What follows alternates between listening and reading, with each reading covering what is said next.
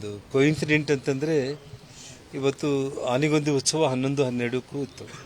ಅವ್ರನ್ನ ಆಹ್ವಾನ ಮಾಡಿರೋಂಥ ಒಂದು ಸಂದರ್ಭ ಮತ್ತು ಮಾಧ್ಯಮಗಳಿಗೆ ರಾಜ್ಯಸಭಾ ಚುನಾವಣೆ ಮಾರನೇ ದಿನವೇ ಇದ್ದಿದ್ದಕ್ಕೆ ತಾವೆಲ್ಲರೂ ಕೂಡ ವಿಧವಾಗಿ ತಾವು ಹೇಳಿದ್ದೀರ. ಸೊ ಆ ವಿಚಾರದಲ್ಲಿ ನಾನು ಸ್ಪಷ್ಟವಾಗಿ ನನ್ನ ಆತ್ಮಸಾಕ್ಷಿಗೆ ನಾನು ಮತ ಚಲಾಯಿಸಿದ್ದೀನಿ ಅಂತೇಳಿ ನಾನು ಅವತ್ತು ಸ್ಪಷ್ಟವಾಗಿ ಹೇಳಿದ್ದೀನಿ ನಾನು. ಹಾಗಾಗಿ ಇಲ್ಲಿ ಯಾವುದೇ ಒಂದು ವಿಚಾರದಲ್ಲಿ ಕೂಡ ಸನ್ಮಾನ್ಯ ನರೇಂದ್ರ ಮೋದಿಜಿಯವರ ಪರವಾಗಿ ಇಡೀ ವಿಶ್ವನೇ ಭಾರತದಲ್ಲಿ ಮತ್ತೆ ಇನ್ನೊಮ್ಮೆ ಭಾರತೀಯ ಜನತಾ ಪಕ್ಷ ಗೆಲ್ಲಬೇಕು ಅನ್ನೋಂಥ ಒಂದು ವಿಚಾರ ಇಡೀ ಪ್ರಪಂಚದ ನಾಯಕರುಗಳು. ಇವತ್ತು ರಷ್ಯಾ ದೇಶದ ಅಧ್ಯಕ್ಷರಾಗಿರುವಂಥ ಪುತಿನ್ ಅವರು ಈ ಬಾರಿ ಭಾರತದಲ್ಲಿ ಸನ್ಮಾನ್ಯ ಮೋದಿಜಿಯವರೇ ಗೆಲ್ತಾರೆ, ನೀವು ಗೆದ್ದ ಮೇಲೆ ನಾನು ನಿಮ್ಮನ್ನು ಭೇಟಿಯಾಗ್ತೀನಿ ಅನ್ನೋಂಥ ವಿಚಾರವನ್ನು ಬಹಿರಂಗವಾಗಿ ಹೇಳಿಕೆ ಇರುವಂಥದ್ದು. ಅಂದರೆ ನಮ್ಮ ಕೇವಲ ಭಾರತ ಅಲ್ಲ, ಇಡೀ ವಿಶ್ವನೇ ಭಾರತೀಯ ಜನತಾ ಪಕ್ಷ ಗೆಲ್ಲಬೇಕನ್ನುವಂಥ ಒಂದು ವಿಚಾರ ಇರೋ ಟೈಮ್ನಲ್ಲಿ ರಕ್ತಗತವಾಗಿ ಮೊದಲಿಂದ ಕೂಡ ಅದೇ ವಿಚಾರಧಾರೆಗಳನ್ನೇ ಇಟ್ಕೊಂಡು ಬೆಳೆದಿರುವಂಥ ನಾನು. ಸೊ ಸನ್ಮಾನ್ಯ ಪ್ರಧಾನಮಂತ್ರಿಗಳಾದ ನರೇಂದ್ರ ಮೋದಿ ಅವರು ಇನ್ನೊಮ್ಮೆ ಪ್ರಧಾನಮಂತ್ರಿ ಈ ದೇಶದಲ್ಲಿ ಅವರು ಆಗಬೇಕು ಅಂತೇಳಿ ಇವತ್ತೇನು ಇಡೀ ನಮ್ಮ ಭಾರತ ರಾಷ್ಟ್ರದ ಜನರ ಬಯಕೆ ಇದೆಯೋ, ಹಾಗಾಗಿ ಮತ್ತೊಮ್ಮೆ ಮೋದಿಜಿಯವರು ಪ್ರಧಾನಮಂತ್ರಿ ಆಗಬೇಕು ಅನ್ನೋವಂಥ ವಿಚಾರದಲ್ಲಿ ನಾನು ಈ ನಿರ್ಧಾರ ತಗೊಂಡಿದ್ದೀನಿ.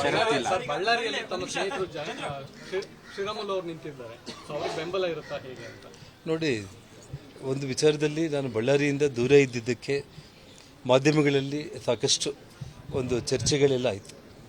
ಆದರೆ ಯಾವತ್ತೂ ಕೂಡ ನಾನು ಮೊದಲನೇ ದಿನ ಕಲ್ಯಾಣ ರಾಜ್ಯ ಪ್ರಗತಿ ಪಕ್ಷ ನಾನು ಘೋಷಣೆ ಮಾಡೋ ದಿವಸ ಕೂಡ ಹೇಳಿದೆ, ಸನ್ಮಾನ್ಯ ಯಡಿಯೂರಪ್ಪನವರು ಒಂದು ತಂದೆ ಸ್ಥಾನದಲ್ಲಿ ಅವ್ರಿಗೆ ನಾನು ಯಾವತ್ತೂ ಗೌರವ ಕೊಡ್ತೇನೆ.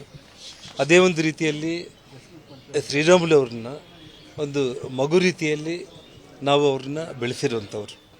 ಹಾಗಾಗಿ ಎಲ್ಲಿ ಕೂಡ ಒಂದು ಭೇದ ಭಾವಗಳನ್ನೋದಾಗಲಿ ಡಿಫರೆನ್ಸಸ್ ಅನ್ನೋದಾಗಲಿ ಯಾವುದೇ ಕಾರಣಕ್ಕೂ ಕೂಡ ಇದ್ದಿಲ್ಲ. ಅವತ್ತು ನಾನು ಹೇಳಿದೆ, ನಾನು ಪಕ್ಷ ರಚನೆ ಮಾಡುವಂಥ ಸಂದರ್ಭದಲ್ಲಿ ಕೂಡ ನಾನು ಶ್ರೀರಾಮುಲು ಅವ್ರನ್ನಾಗಿರ್ಬೋದು, ನನ್ನ ಸಹೋದರನಾಗಿರ್ಬೋದು, ಯಾರನ್ನೂ ಕೂಡ ನನ್ನ ಜೊತೆಯಲ್ಲಿ ಬರಬೇಕು ಅಂತ ನಾನು ಯಾರನ್ನೂ ಆಹ್ವಾನ ಮಾಡಿಲ್ಲ. ಇವತ್ತಿಲ್ಲಿ ತಾವು ನೋಡ್ತಾ ಇರುವಂಥ ಸಾವಿರಾರು ಕಾರ್ಯಕರ್ತರೆಲ್ಲರೂ ಕೂಡ ನನ್ನ ಮೇಲೆ ವಿಶ್ವಾಸದಿಂದ ಅವ್ರು ಬಂದಿರುವಂಥದ್ದು. ಅವ್ರಿಗೆ ವಿಶ್ವಾಸ ಇಲ್ಲ ಅಂತಲ್ಲ, ಯಾರನ್ನ ರಾಜಕೀಯವಾಗಿ ಅವರವರ ಅಭಿಪ್ರಾಯಗಳಿಗೆ ಅವರನ್ನೇ ನಾನು ಬಿಟ್ಟಿದ್ದು. ಹಾಗಾಗಿ ಇವತ್ತು ಮತ್ತೆ ನಾನು ಮರಳಿ ಇವತ್ತು ತಾಯಿ ಭಾರತೀಯ ಜನತಾ ಪಕ್ಷದ ಮಡಲಿಗೆ ನಾನು ಇವತ್ತೇನು ಸೇರಿಕೊಳ್ತಾ ಇದ್ದೀನಿ. ಎಲ್ಲರೂ ಒಗ್ಗಟ್ಟಾಗಿ ಸನ್ಮಾನ್ಯ ನರೇಂದ್ರ ಮೋದಿಜಿಯವರು ಪ್ರಧಾನಮಂತ್ರಿ ಆಗೋದಕ್ಕೆ ಎಲ್ಲ ರೀತಿಯಲ್ಲೂ ಕೂಡ ನಾನು ಶ್ರಮ ಪಡ್ತೀನಿ.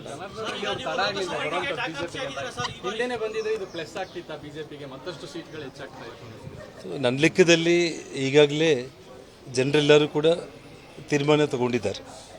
ಭಾರತೀಯ ಜನತಾ ಪಕ್ಷ ಮತ್ತು ಈಗ ನೀವು ಆರಂಭದಲ್ಲಿ ಬಿಜೆಪಿಯನ್ನು ಸೇರಬೇಕು ಅಂತ ಹೇಳಿದ್ರಿ, ನಾನು ಮರ್ಜ್ ಮಾಡ್ತೀನಿ ಅಂತ ಹೇಳಿದ್ರಿ ಮಂಡ್ಯದಲ್ಲಿ ಗಲಾಟೆ ಆದ ಸಂದರ್ಭದಲ್ಲಿ. ಆದ್ರೆ ಹೈಕಮಾಂಡ್ ನಿಮಗೆ ತಗೊಳ್ಳೋದಕ್ಕೆ ಮನಸ್ಸನ್ನ ಮಾಡಿರಲಿಲ್ಲ, ಆ ಕಾರಣಕ್ಕೆ ಇಷ್ಟು ದಿನ ತಡವಾಯಿತು. ಆ ಕಾರಣಕ್ಕೆ ನೀವು ಕಾಂಗ್ರೆಸ್ ಸಪೋರ್ಟ್ ಮಾಡಿದ್ರಿ. ಮಂಡ್ಯದಲ್ಲಿ ನಾನು ಹೇಳಿದ್ದು ಕ್ಲಿಪ್ ಏನಾದರೂ ಈಗಲೇ ತೋರಿಸಿದ್ರೆ ನಾನು ಅದಕ್ಕೆ ಮರ್ಜ್ ಮಾಡ್ತೀವಿ ಅಂತ ಹೇಳಿದ್ರಿ ಮಂಡ್ಯದಲ್ಲಿ. ತಾವು ಆ ರೀತಿ ತಪ್ಪು ಹೇಳಿಕೆ ತಾವು ಕೊಡಬೇಡಿ ಕಾಂಗ್ರೆಸ್ ಸಪೋರ್ಟ್ ಮಾಡಿದ್ರಿ ಅವತ್ತು ಅಂತೇಳಿ ನೀವೇ ಊಹಿಸ್ಕೊಳ್ತಾ ಇದ್ದೀರಿ. ಸರ್, ಈಗ ನೀವು ಬಿಜೆಪಿ ಬಿಟ್ಟು ಹೋದವರು ವಾಪಸ್ ಬಿಜೆಪಿಗೆ ಬರ್ತಾ ಇದ್ದೀರಾ.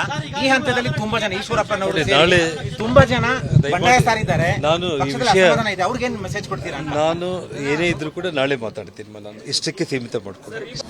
ಅನುಕ್ಷಣದ ಸುದ್ದಿಗಳಿಗಾಗಿ ವಿಸ್ತಾರ ನ್ಯೂಸ್ ಯೂಟ್ಯೂಬ್ ಚಾನೆಲ್ ಸಬ್ಸ್ಕ್ರೈಬ್ ಮಾಡಿ. ಹೊಸ ಸುದ್ದಿಗಳ ನೋಟಿಫಿಕೇಶನ್ಗಾಗಿ ಬೆಲ್ ಐಕಾನ್ ಕ್ಲಿಕ್ ಮಾಡಿ. ಲೇಟೆಸ್ಟ್ ಅಪ್ಡೇಟ್ಸ್ಗಾಗಿ www.vistaranews.com ವೆಬ್ಸೈಟ್ಗೆ ವಿಸಿಟ್ ಮಾಡಿ. ಅಂಗೈಯಲ್ಲೇ ಜಗತ್ತಿನ ಸುದ್ದಿ ತಿಳಿಯಲು ವಿಸ್ತಾರ ನ್ಯೂಸ್ ಕನ್ನಡ ಆಪ್ ಡೌನ್ಲೋಡ್ ಮಾಡಿ.